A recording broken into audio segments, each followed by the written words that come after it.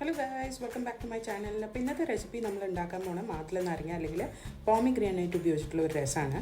അപ്പോൾ ഈ സീസണിൽ രസം നല്ലൊരു ഓപ്ഷനാണ് ലഞ്ചിന്. അപ്പോൾ ഇത് സിമ്പിളായിട്ട് ഉണ്ടാക്കിയെടുക്കാം. ഇതിന് വേണ്ട ഇൻഗ്രീഡിയൻസ് ലിസ്റ്റ് താഴെ കൊടുത്തിട്ടുണ്ട്. എൻ്റെ ചാനൽ സബ്സ്ക്രൈബ് ചെയ്യാൻ മറക്കരുത്. അപ്പോൾ ആദ്യം ചെയ്യേണ്ടത് പറഞ്ഞാൽ പ്രഷർ കുക്ക് ചെയ്തെടുത്ത തുവരപ്പരിപ്പ് ആവശ്യത്തിന് വെള്ളം ഒഴിച്ച് ഒരു പാത്രത്തിലേക്ക് ഞാൻ മാറ്റിയിട്ടുണ്ട്. പരിപ്പ് നന്നായിട്ട് വെന്ത് വരണം. അപ്പോൾ അതിങ്ങനെ ഞാനൊരു പാത്രത്തിലേക്ക് ഒഴിച്ച് വെച്ചിട്ടുണ്ട്. ഇനി ഇതിലേക്ക് നമുക്ക് പുളിവെള്ളം ചേർത്ത് കൊടുക്കാം. അപ്പോൾ അതും കൂടെ ചേർത്തിട്ട് പൊടികളും ചേർത്ത് കൊടുക്കാം. അതായത് മുളക് പൊടി, മല്ലിപ്പൊടി, കുരുമുളക് പൊടി, ജീരകപ്പൊടിയും മഞ്ഞൾപ്പൊടിയും. അപ്പോൾ അത് ഇതിലേക്ക് ചേർത്തിട്ട് നമുക്ക് നന്നായിട്ടൊന്ന് മിക്സ് ചെയ്ത് കൊടുക്കാം.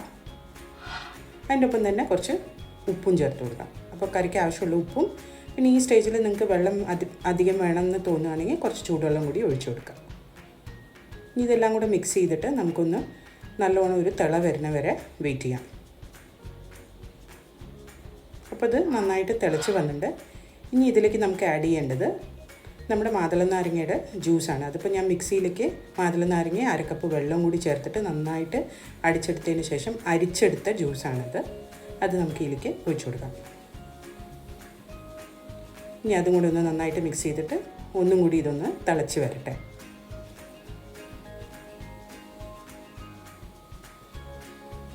ഇപ്പോൾ തിളയ്ക്കുന്ന വരെ നമുക്ക് വെയിറ്റ് ചെയ്യാം.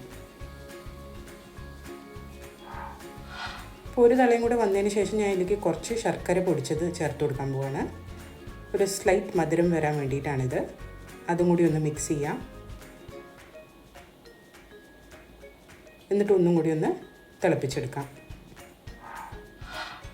ഇനി ശേഷം നമുക്ക് ഇതിലേക്ക് മല്ലിയിലയും പിന്നെ കുറച്ച് മാതള നാരങ്ങയും ചേർത്ത് കൊടുക്കാം. അതായത് പോമിഗ്രാനൈറ്റിൻ്റെ സീഡ്സ് ഇല്ലേ, അത് ചേർത്ത് കൊടുക്കാം.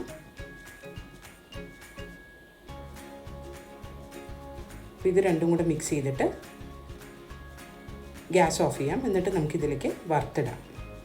അപ്പോൾ നന്നായിട്ടൊന്ന് മിക്സ് ചെയ്തിട്ട് നമുക്ക് ഗ്യാസ് ഓഫ് ചെയ്ത് കൊടുക്കാം. ഇനി നമുക്ക് ഇതിലേക്ക് നെയ്യിൽ കുറച്ച് കടുക്, ജീരകം, മുളക്, കരിവേപ്പില, പിന്നെ കുറച്ച് കായ്പ്പൊടി ഇത്രയും വറുത്തെടുത്തത് ഇതിൻ്റെ മുകളിൽ കൂടെ ഒഴിച്ചു കൊടുത്തു കഴിഞ്ഞാൽ നമ്മുടെ സിമ്പിളായിട്ടുള്ള പോമിഗ്രാനൈറ്റ് രസം റെഡി ആയിട്ടുണ്ട്. ഈ റെസിപ്പി എല്ലാവരും ട്രൈ ചെയ്ത് നോക്കിയിട്ട് കമൻറ്റ് സെക്ഷനിൽ അറിയിക്കുക. അടുത്ത പ്രാവശ്യം കാണുന്നവരെ ബൈ.